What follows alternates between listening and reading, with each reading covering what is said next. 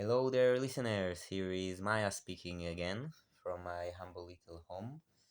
Today is July 15, 2025, and today I went to a job interview. Um, I got this interview through the Israeli governmental employed office.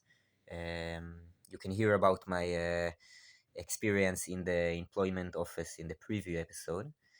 Um, yeah, like I went there just telling what happened in the last episode in short. I went there and I told them like I don't really find myself in this system, and I don't manage to get money to live from.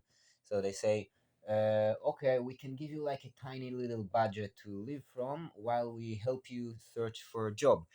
I mean by that they will send me to do whatever need to be done, and stuff that I'm physically possibly capable of doing.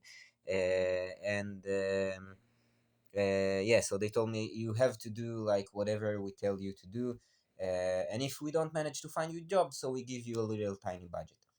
They asked me, what do you do? And I told them, well, I'm working with kids. That's what I did for the last 10 years. Work with children and teenagers. So they sent me to one of those non-formal after-school education systems of the one of the nearby villages. Um, so I went there today, and what they want me to do, um, they want me to meet the kids after school and spend time with them, to be with them in the bus from school to the village, then go eat lunch with them in the village dining room. It's a kibbutz, so there is like a dining room, um, which is a whole interesting thing, but I'm not gonna get into that now. And then go to this specific place they have for the children to after school, give them some kind of activity, like guided activity, and then some free time. That's the job. Um, Basically, they want some adult to be with the kids all day long. They want the kids to never be without an adult. So there is this space of time between school is finished and until their parents are free from work. So they need to like fill up this time. Um, it's kind of feel very Matrixy like, in the way that the kid's mind is always under always watch. They always watched and always guided and always in control, and in there is like the certain boundaries that the grown up world put upon the kids, so they want those boundaries to always be there. So and I need to make sure that they behave properly everywhere and doing what they supposed to be done do and stuff like this. So I don't really feel like doing this job, honestly. um, Kind of like being being like a metrics agent in a way. uh, Being like an agent of the systematical grown-up world, in the children world. But on the other hand, you can look at it and say like, actually I can be there for the kids, and be the okay, I will be like the metrics messenger, but I will behave in a way that is serving the needs of the children. You can like be like the thing that keep the metrics away from them, maybe, because anyway it's like being between the grown up words and the kids word, being like a middleman in a way. So I can be a middleman for the grown ups, or I can be a middleman for the children. And honestly, I want to be there for the children. But is it possible to go in a system and then bring your own ideology, bring your own vision, bring your own intuition into this system and how it's run? Is it possible? I guess it depends on the system, but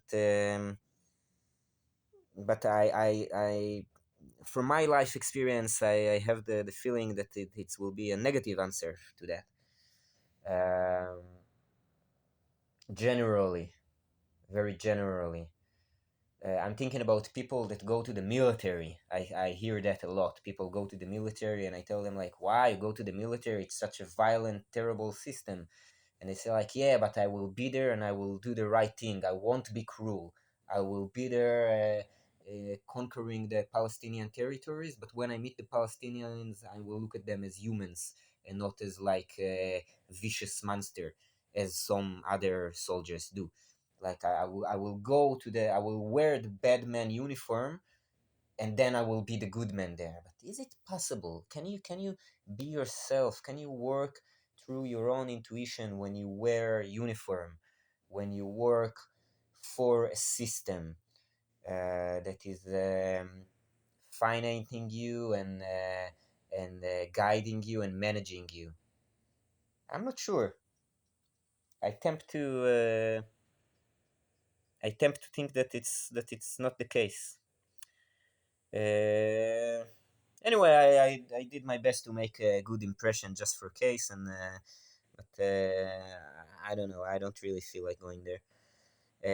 Um, in Thursday, within 2 days from now, I have another job interview to a place that I actually want to go. It's a school that is for Hebrew speaker kids and Arabic speaker kids together, which seems kind of like normal, right? In I don't know, in normal countries, that just kids that live in the same surroundings will be learning in the same school. But no, in Israel there is, you see, Israel is a state that is built in a ethno-hierarchical system where Jewish people have, like, they are the government and they are in authority, and Arab people are just civilians that can live under the Jewish authority, and they keep them very separate. Since schools are separate mostly in Israel, to Hebrew speaker school and Arabic speaker school. So having like a mixed school that is teaching in both languages and teach both languages and teach children to live together in harmony rather than joining together around the ethnical group and hate the other ethnical group. So this is like a revolutionary thing in Israel, and I actually really want to be there. I really want to be there. I know it's gonna be also like a very systematically, like, boring metrics, you can say, in a way, school. They go to class. They have to go to class. Their energy is being manipulated by adults. Yeah, but it's have this amazing social value of creating a pluralistic, democratic society that I really want to support. For that, I think I will to I am willing to do some um, I missed the word. I don't know. To give up in a way. Um, yeah, but that's Thursday. Anyway, today, after going to this job interview, I went to another appointment from the employed office. That was funny. It was an interesting experience. It was very anthropologist kind of experience. I went there. It was like in a building, all the walls are very like single color. Everything is like single color and smell like chemicals and all very gray and boringly. Amazingly boringly conformic, everything like extremely conformic, no special design, no drawings, no characteristic, everything is like plank, like neon light and stuff like this. I went there was like security guard in the entrance and everything's very official, and I need to sit and wait to someone to call me.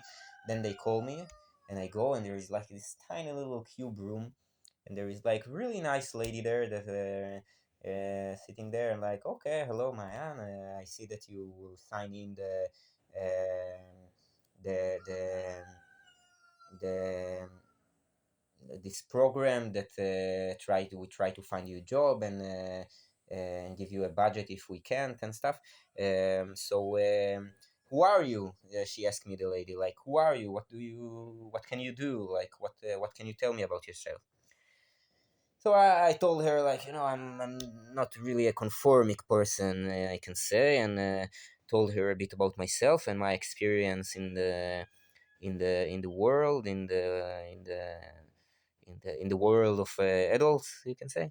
um, and Yeah, she looked at me. It was it was very nice, actually. It was like, again, like I said in the preview episode, when you meet like a clerk, you meet you meet the state. You meet the state through her representative, but you also meet a person, because the state representers is a meeting point between the state and a person. So it was nice to see like the person there. She was very like human, and she was very honest, and it was quite funny, actually. She told me, this place is not for you. You will not fit anything here. She told me this. It's like you like way far out from like everything else that we see around here, and there is nothing here for you, really. That's what the state representative told me today. It was like, well, yeah, we are a state, and we have this idea that civilians are under the state, and we take care for the civilians' need, and we like fit them into work if they need to be fit in work and not find themselves. And but you are just not the material that we know. You are not like a part of this like cultural field that is under the state, so we don't really know what to do with you. You're not gonna fit here. This is what she told me. It was nice to hear it, honestly, to hear it clearly being said from the state representative, saying like, it's not for you, boy. um,